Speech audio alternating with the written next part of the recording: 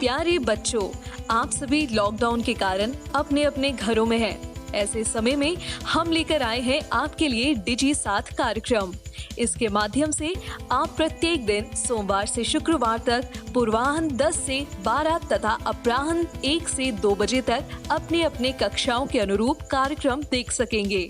स्कूली शिक्षा एवं साक्षरता विभाग, झारखंड। नमस्ते दोस्तों, आप सबका झारखंड सरकार के डिजी साथ प्रोग्राम में स्वागत है। आइए देखते हैं कि आज हम क्या पढ़ेंगे। हम एपिसोड की शुरुआत कक्षा 9 के विज्ञान के अध्याय उत्तक के तृतीय भाग को समझेंगे, साथ साथ इन पर आधारित प्रश्नों को भी करेंगे। ठीक इसके बाद कक्षा 11 में हम भौतिकी के अध्याय समतल में गति का तृतीय भाग को समझेंगे, साथ साथ इन पर आधारित प्रश्नों को भी करेंगे। तो आइए शुरू करते हैं हम अपना प्रोग्राम डिजी साथ। अब पढ़ाई नहीं रुकेगी। नमस्कार दोस्तों, आज का हमारा अध्याय है ऊतक भाग 3। दोस्तों, आज की इस वीडियो में हम पढ़ेंगे कि सहायक पादप ऊतक का परिचय क्या होता है, जिसके बाद हम पढ़ेंगे कि जटिल पादप ऊतक के कितने प्रकार होते हैं। तो चलिए दोस्तों शुरू करते हैं।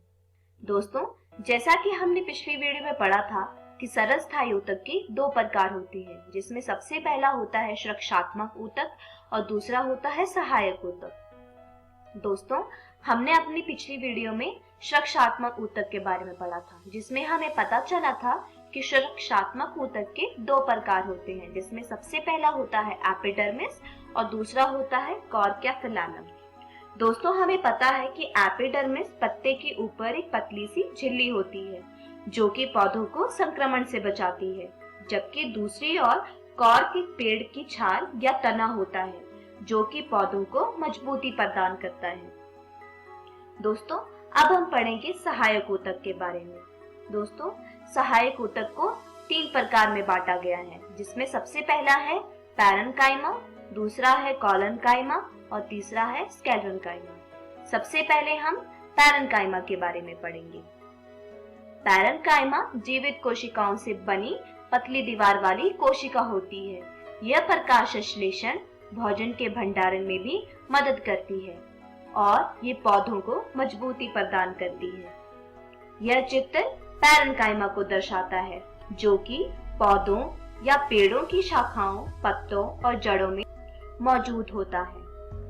ये पौधों की नई वृद्धि के लिए भी जिम्मेदार होता है। इस चित्र में आपको 2 सेक्शन दिखाई दे रहे होंगे, जिसमें सबसे पहला सेक्शन है अनुप्रस्थ सेक्शन और दूसरा है अनुदैर्ध्य सेक्शन। अगर आप किसी पौधे को अनुप्रस्थ सेक्शन को काटकर स्लाइड बनाएं और उसे सूक्ष्मदर्शी के नीचे देखें तो आपको उसमें बहुत सारी छोटी छोटी कोशिकाएं नजर आएंगी। ये सारी छोटी छोटी कोशिकाएं मिलकर पैरेन्काइमा ऊतक बनाती हैं। इसी तरह से अगर आप अनुदैर्ध्य सेक्शन के साथ भी करें तो आपको कुछ ऐसी संरचना नजर आएगी, जैसे कि इस चित्र में आपको अनुदैर्ध्य सेक्शन में नजर आ रही है। इसमें जो आपको सफेद हिस्सा दिख रहा है बीच में, उसे रिक्तिका कहते हैं, जो कि पानी को संचय करती है। अगला है कॉलनकाइमा। कॉलनकाइमा पेड़ की छाल, जड़ों और एपिडर्मिस के नीचे पाया जाता है। ये पौधों को लचीलापन प्रदान करता है। दोस्तों, इसका कार्य पौधों को मजबूती प्रदान करना होता है और ये मोटी दीवारों वाली कोशिकाओं से बना होता है। यह चित्र कॉलनकाइमा को दर्शा रहा है, जिसमें अनुप्रस्थ सेक्शन और अनुदैर्ध्य सेक्शन मौजूद है। दोस्तों, आपको अनुप्रस्थ सेक्शन में जो लाल लाल दिखाई दे रहा है वह कोशिका भित्ति है। ये कोशिका भित्ति मोटी होती है, जबकि दूसरी ओर अनुदैर्ध्य सेक्शन में जो आपको सफेद हिस्सा नजर आ रहा है उसमें रिक्तिका होती है, जो कि पानी का संचय करती है। तीसरा है स्क्लेरेन्काइमा। स्क्लेरेन्काइमा एक मजबूत ऊतक होते हैं, जो कि बेहद मोटी दीवारों वाली कोशिकाओं से बने होते हैं। ये तनों और पत्तियों की नसों में मौजूद होते हैं। दोस्तों, यह चित्र स्केलेटन काइमा को दर्शा रहा है, जिसमें अनुप्रस्थ सेक्शन और अनुदैर्ध्य सेक्शन मौजूद है।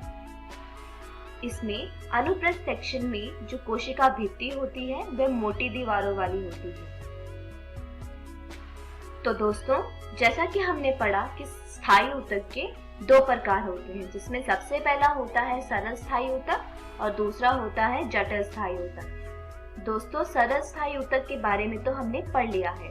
चलो अब जटिल स्थायी ऊतक के बारे में पढ़ते हैं। जटिल स्थायी ऊतक क्या होता है? जटिल स्थायी ऊतक एक से अधिक कोशिकाओं से मिलकर बनते हैं, जो मूल रूप से एक इकाई में एक साथ कार्य करते हैं। ये जैविक सामग्री जैसे कि पानी और खनिज पदार्थों के परिवहन में मदद करता है। जटिल स्थायी ऊतक के दो प्रकार होते हैं, जिसमें सबसे पहला होता है जाइलम और दूसरा होता है फ्लोएम। सबसे पहले हम जाइलम के बारे में पढ़ेंगे। जाइलम पौधों में एक संवहनी ऊतक है जो पानी का परिवहन करता है और जड़ों में पोषक तत्वों को ऊपर की ओर भेजता है। यह चित्र जाइलम को दर्शाता है, जिसमें पानी और जड़ों में पोषक तत्वों का परिवहन ऊपर की तरफ हो रहा है। इनमें 4 प्रकार की कोशिकाएं होती हैं, जो कि हैं ट्रैकेट्स, वाहिका, जाइलम पैरेन्काइमा और जाइलम स्केलेरेन्काइमा। चलिए अब इनके बारे में एक एक करके पढ़ते हैं। सबसे पहले पढ़ते हैं ट्रैकेट्स के बारे में। ये पानी के चालन में शामिल मृत कोशिकाएं होती हैं, मतलब ये लंबे लंबे कोन वाली मृत कोशिकाएं होती हैं, जो कि पानी के परिवहन में योगदान देती हैं।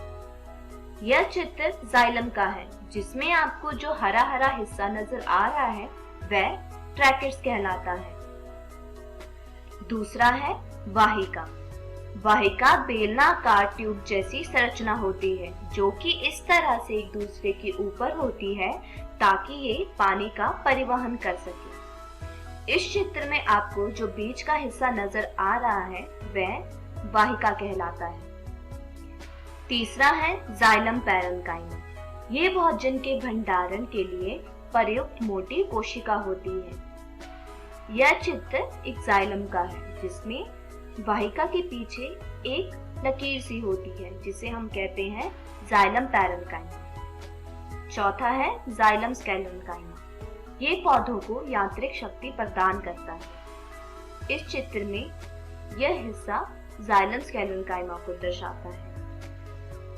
अब हम पढ़ते हैं फ्लोएम के बारे में। ये पौधों का एक संवहनी ऊतक है, जो नीचे की ओर और ऊपर की ओर चीनी और चयापचय उत्पादों को लेके जाता है। यह चित्र फ्लोएम को दर्शाता है। इनमें 4 प्रकार की कोशिका होती हैं, जिसमें छलनी ट्यूब्स, साथी कोशिकाएं, फ्लोएम फाइबर और फ्लोएम पैरेन्काइमा मौजूद होता है। चलिए अब इनके बारे में एक एक करके जानते हैं। सबसे पहले जानते हैं कि छलनी ट्यूब्स क्या होती हैं। यह प्रकाश संश्लेषण के दौरान कार्बनिक यौगिकों का परिवहन करता है। इस चित्र में आपको जो बीच का हिस्सा नजर आ रहा है उसे हम कहते हैं छलनी ट्यूब्स। दूसरा है साथी कोशिकाएं। छलनी ट्यूब्स में चीनी की गतिविधियों को विनियमित करता है।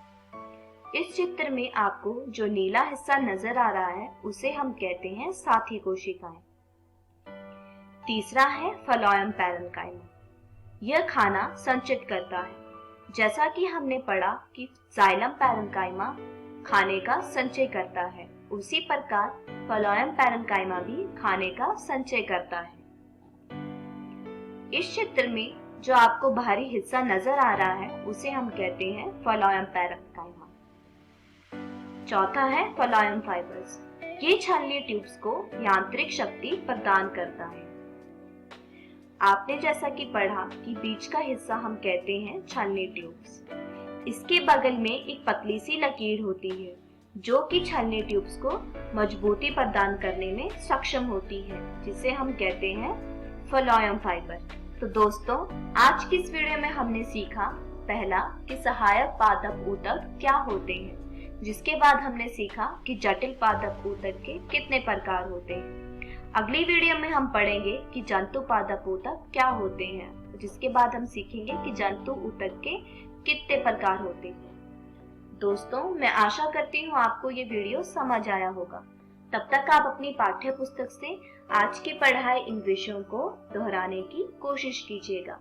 धन्यवाद। इनमें से कौन सा सहायक ऊतक का प्रकार है?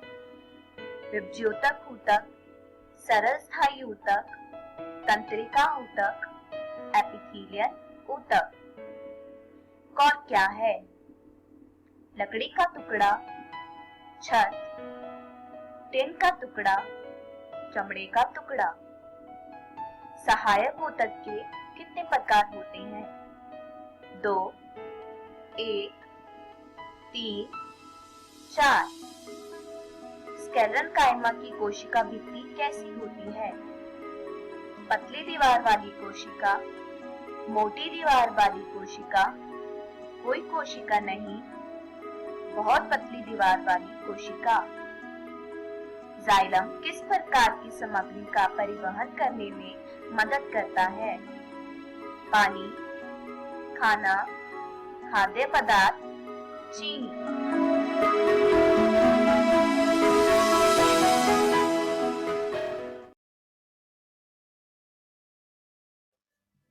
नमस्कार दोस्तों, आज हम पढ़ने वाले हैं कक्षा 11वीं के भौतिकी का अध्याय समतल में गति भाग 3।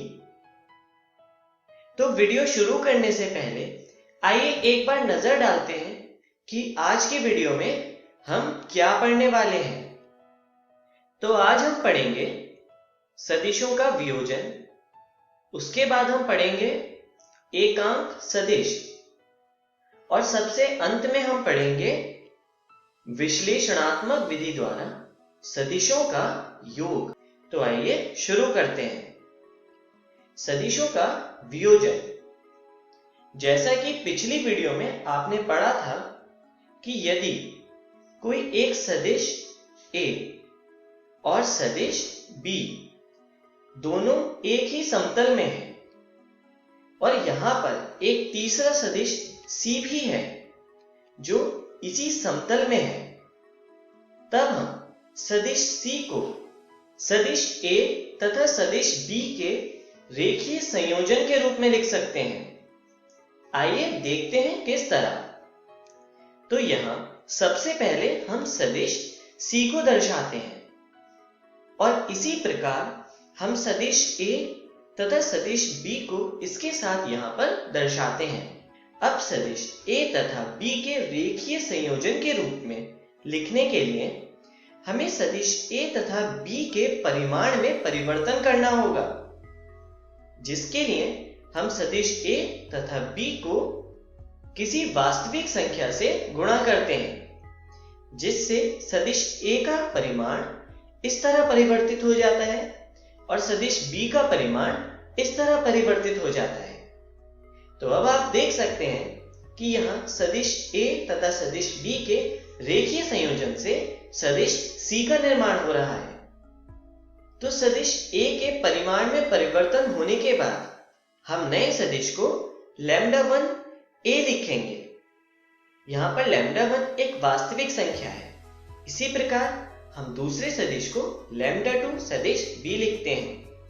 यहाँ पर भी λ2 एक वास्तविक संख्या है तथा सदिश C इस प्रकार है। तो आइए अब हम आगे चलते हैं और सदिश का वियोजन x तथा y अक्ष के रूप में देखते हैं। तो इसके लिए हम सबसे पहले यहां पर एक x अक्ष ले लेते हैं और इस तरह यहां पर y अक्ष ले लेते हैं, जो कि एक दूसरे के लंबवत होते हैं। और अब हम यहां पर एक सदिश लेते हैं जिसका नाम है सदिश C।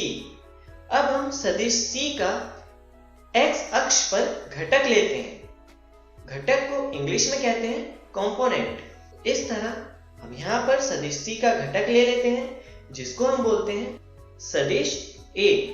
और इसी प्रकार लंबवत अक्ष पर भी हम सदिश C का घटक लेते हैं जिसको बोलते हैं सदिश B।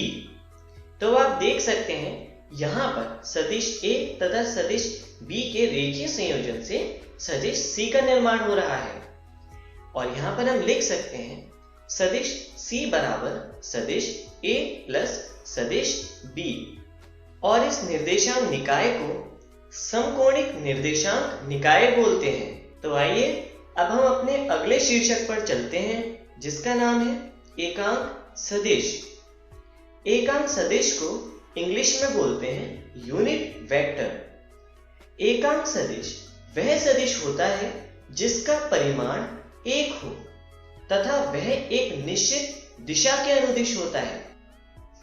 एकांक सदिश की न तो विमा होती है और न ही मात्रक। किसी एकांक सदिश के परिमाण को इस तरह व्यक्त किया जा सकता है, जो कि है सदिश A का परिमाण बराबर 1। यहां पर सदिश A एकांक सदिश है। आइए आगे चलते हैं। समकोणिक निर्देशांक निकाय के लिए अक्ष x, y तथा z के अनुदिश एकांक सदिश को i कैप, j कैप तथा k कैप से प्रदर्शित किया जाता है। मान लीजिए ये कोई x अक्ष है और इसी तरह यहाँ पर y अक्ष है तथा यहाँ पर z अक्ष है। अब यहाँ पर x अक्ष के लिए हम एकांक सदिश को i कैप से रिप्रेजेंट करते हैं। इसी प्रकार y अक्ष की दिशा में एकांक सदिश को j कैप से रिप्रेजेंट किया जाता है तथा z अक्ष की दिशा में एकांक सदिश को k कैप से दर्शाया जाता है। तो आइए आगे चलते हैं।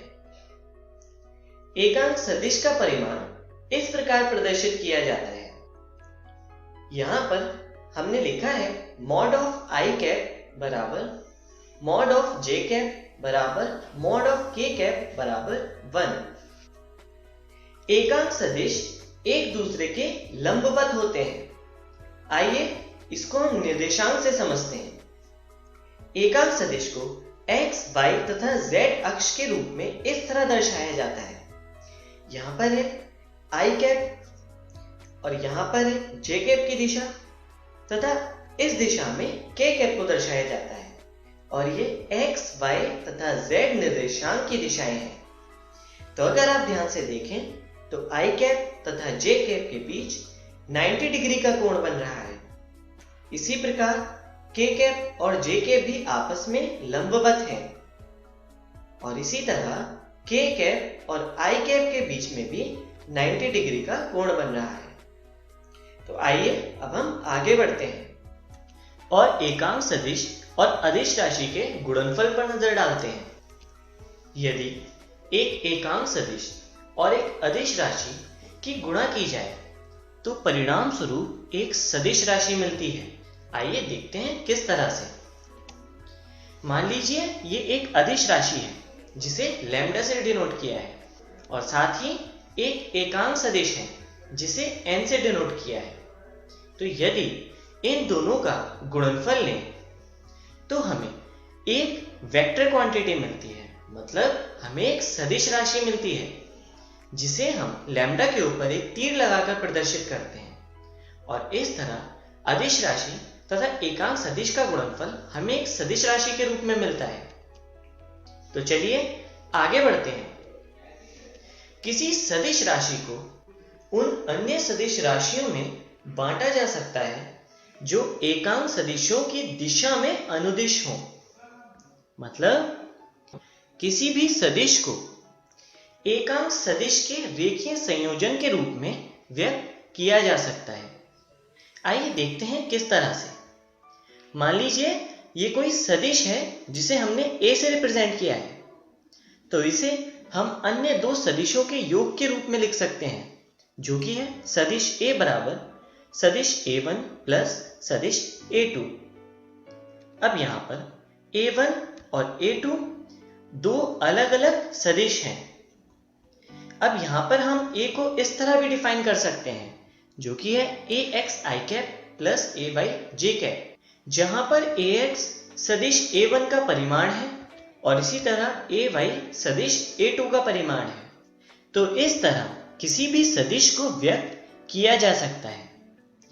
तो चलिए आगे बढ़ते हैं तथा ax और yx घटकों को कोण के रूप में व्यक्त करते हैं। इसके लिए हम सबसे पहले एक अक्ष लेते हैं जो i कैप की दिशा में अनुदिश है। इसी प्रकार एक दूसरा अक्ष लेते हैं जो j कैप की दिशा में अनुदिश है। यहां पर हमें सदिश को दर्शाते हैं जिसका नाम है सदिश a।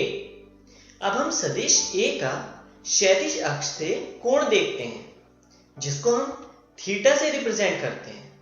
अब यहां पर सदिश a का क्षैतिज अक्ष पर घटक देखते हैं जिसे हम बोलते हैं ax और इसी प्रकार ऊर्ध्वाधर अक्ष पे घटक ay। अब यहां पर हम त्रिकोणमिति का प्रयोग करके ax का मान मॉड a cos थीटा लिख सकते हैं और इसी प्रकार ay का मान मॉड a sin थीटा लिख सकते हैं।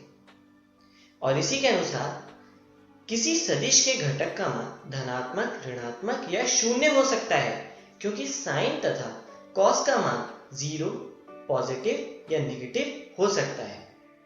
तो आइए अब हम आगे बढ़ते हैं। समतल में किसी सदिश a को व्यक्त करने की दो विधियां होती हैं, उसके परिमाण व उसके द्वारा क्षैतिज अक्ष पर बनाए गए कोण द्वारा, जैसा कि हमने अभी पढ़ा, और उसके घटकों ax तथा ay द्वारा, जिनको हम i कैप तथा j कैप के साथ व्यक्त करते हैं। तो आइए अब हम आगे बढ़ते हैं और इनके कुछ गणितीय गुण पर नजर डालते हैं। इसके लिए हम सबसे पहले किसी सदिश का एक घटक लेते हैं जो है ax बराबर a cos थीटा। इसी प्रकार हम दूसरा घटक लेते हैं जो है ay is equal to a sin theta. अब हम इन दोनों का स्क्वायर करके जोड़ देते हैं जिससे हमें मिलता है ax square plus ay square, जिसकी कैलकुलेशन इस तरह से होगी। और यहां पर आप जानते हैं कि sine square theta plus cos square theta is equal to 1 होता है। तो इस तरह हमें ax square plus ay square की वैल्यू मॉड a स्क्वायर मिल जाती है और यहां से हम लिख सकते हैं mod a is equal to under root ax square plus ay square. और इस तरह हम किसी सदिश का परिमाण ज्ञात कर सकते हैं। तो चलिए आगे बढ़ते हैं। अब हम किसी सदिश के दो घटक लेकर उनको आपस में डिवाइड करते हैं। हम लिखते हैं a upon ax is equal to a sin theta upon a cos theta, जिससे हमें मिलता है tan थीटा, जहां से हम थीटा का मान ज्ञात कर सकते हैं जो इस तरह से मिलता है theta is equal to tan inverse ay upon ax। तो चलिए अब आगे बढ़ते हैं और विश्लेषणात्मक विधि द्वारा सदिशों का योग पर नजर डालते हैं। इस विधि के अनुसार दो सदिशों को जोड़ने के लिए प्रत्येक सदिश के घटकों को अलग से जोड़ा जाता है, फिर परिणामी घटकों से परिणामी सदिश प्राप्त होता है। मान लीजिए यहां पर कोई सदिश है a is equal to ax i cap plus ay j cap तथा एक दूसरा सदिश है b is equal to bx i cap plus by j cap. अब इनको जोड़ने के लिए हम इस तरह से लिख सकते हैं और यहां से हमें प्राप्त होता है vector a plus vector b is equal to ax plus bx i cap plus ay plus by j cap, जिसको हम शॉर्ट में इस तरह से लिख सकते हैं, जहां पर वेक्टर r का मतलब होता है सदिश a प्लस सदिश b और rx का मान है ax प्लस bx और ry का मान है ay प्लस by। तो चलिए अब हम जानते हैं कि आज की वीडियो में हमने क्या सीखा। तो आज हमने पढ़ा सदिशों के वियोजन का ग्राफिकल प्रदर्शन, उसके बाद पढ़ा एकांक सदिश तथा सबसे अंत में हमने पढ़ा विश्लेषणात्मक विधि द्वारा सदिशों के योग के बारे में। तो अगली वीडियो में हम विश्लेषणात्मक विधि द्वारा सदिशों के योग को जारी रखेंगे और उसके अलावा पढ़ेंगे समतल में गति के लिए स्थिति तथा विस्थापन सदिश। धन्यवाद।